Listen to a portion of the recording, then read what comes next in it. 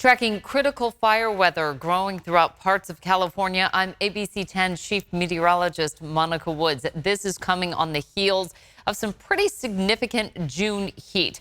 Now, I want to show you where we stand currently throughout much of Northern California. We're picking up a bit of a breeze that is bringing some of us out of the 100s, but we're talking in a manner of about 25 miles from Sacramento to Roseville, how much those temperatures change. And this is what we've been dealing with. Temperatures deep into the 100s. Red Bluff was about 106, 107 for a couple of days, 2 days of record highs, excessive heat warning in play. And now we're picking up just a bit of the breeze. So unfortunately, that's good news on one side, but the winds are going to be a big problem heading into our longer range forecast. Currently, the wind direction is favorable. It's bringing in higher humidity, lower temperatures coming in from the Pacific, but that is going to create a wind shift a little bit later on with a changing weather pattern. So you can see the weather risk outlook for wind.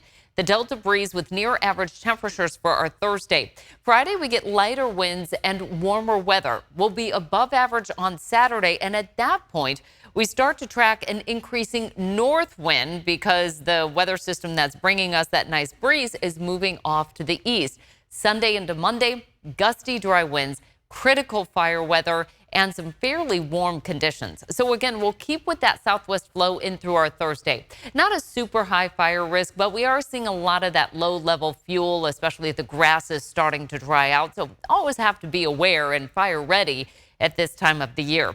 By Friday afternoon, we start to see those winds backing off ever so slightly and a bit of a northwest wind shift that will really start to develop more so in through the valley during our Saturday forecast. Now that stays in play into Sunday and Monday. And again, we've got some really dry fuel out there. Here's a look at our energy release component. This is something we've been tracking.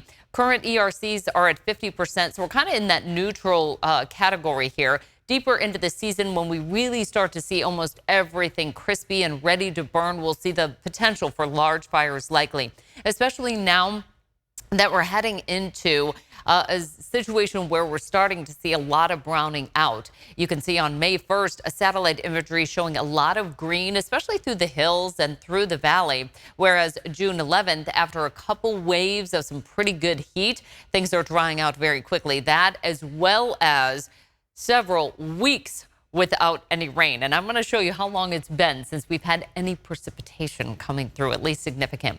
So why wildfires happen, it's always a good point to kind of remind ourselves of the things that can create these dangerous conditions. So the weather conditions needed for the wildfires are going to be dry vegetation. I just showed you that. We already have that in place. Low humidity and wind. We're going to add those two extra elements come Saturday through the weekend and early next week. What we need for the fire to start, a heat source, fuel, and oxygen. And once we get that, brush, grasses, and trees are all excellent fuels for fires. Then we can unfortunately add to that some wind, which can create rapid growth. And that will happen, especially into the weekend forecast, where we just have a little bit of that wind picking up as well as the lowering humidity. We're not looking at much in the way of the upper foothills and the Sierra, since we still have a lot of moisture content there, but the lower elevations really primed for the wildfire development. So preparing to evacuate, listening to emergency channels, and knowing the status of any fire can put you ahead of really serious situations, and put those emergency supplies and must-have items in your car so you can quickly evacuate. The other thing that we've seen time and time again is make sure that your car isn't in a garage where you can't get that release valve to get the car out. You want to be ready to go, maybe even position it in a place where all you have to do is jump in and hit the road to get that evacuation in an orderly fashion as well.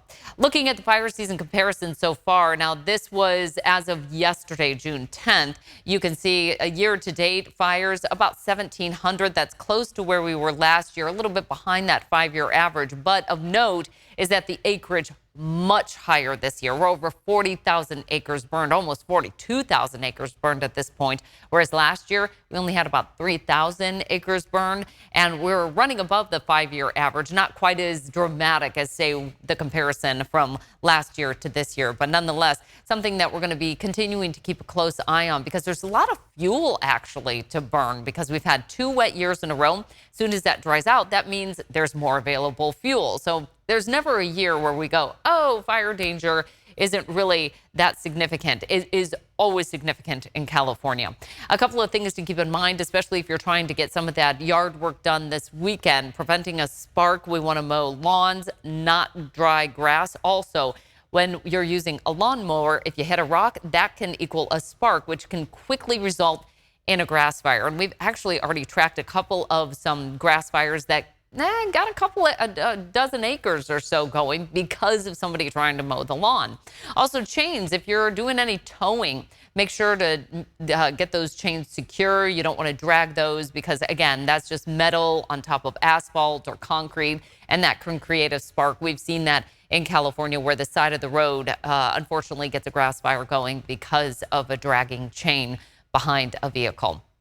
It's been a slower start to the water year, but we really picked up steam as we went along. Early in the year, things weren't looking too promising. We started off with a rather dry start, but as January kicked into February and March, we had 25 atmospheric rivers and our snowpack ended near normal. Again, that's just kind of delaying our critical fire season for the higher elevations. The lower elevations, though, it has been quite some time since we've seen any significant rain and snow. Rain kind of evaporates a lot quicker. We get those fuels drying out a lot earlier in the valley. So downtown Sacramento, the last time we had any significant rain was May 4th, coming in at just slightly over ½ an inch. That's actually a really decent rainfall for Sacramento in early May, because at that point we pretty much don't have any rain by the end of the month. That nearly equaled the total that we get for the entire month. Now, get this. I wanted to mention that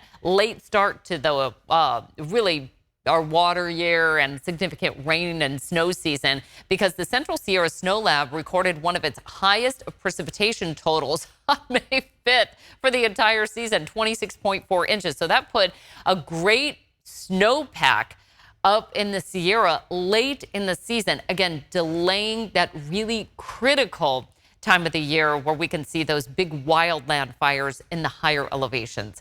Our statewide precipitation, we came in a little bit below normal for Sacramento as well as South Lake Tahoe and then Redding. Of course, South Lake Tahoe is going to account for both rainfall and snowfall for total precipitation.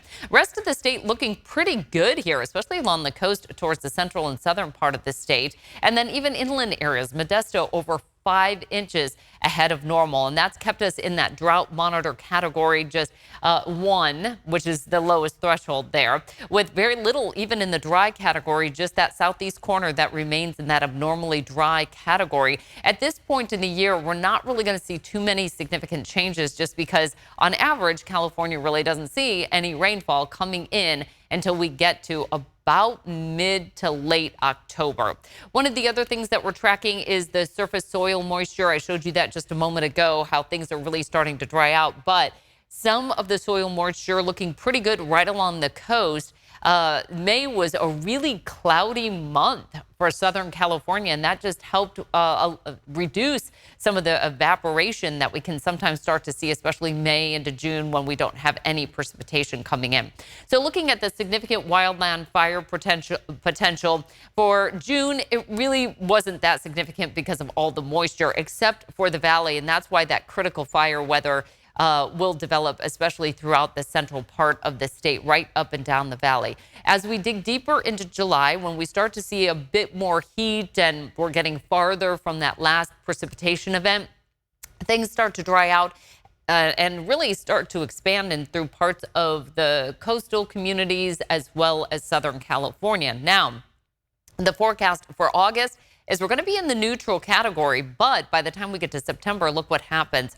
We're starting to dig deeper into the significant wildland fire potential for parts of the foothills as well as right along the coast. So that's just a look at kind of where we're headed in terms of the forecast. And this is all aided by lack of rain and more heat. The average first day benchmarks, you can see we're heading into that time frame where we get to that first 105 and 110 degree day. We've already hit our first 100 day as well as 95 and 90, running pretty close to those average benchmark days, but we've had several days in the 100s. And now, again, we're going to add some wind to that. So that's just kind of setting the stage for what's to come. Thursday, cooler, breezy conditions, but that wind is coming from a favorable direction. But if a fire were to start, fire officials always say it's very difficult no matter what to combat a fire when you're dealing with wind.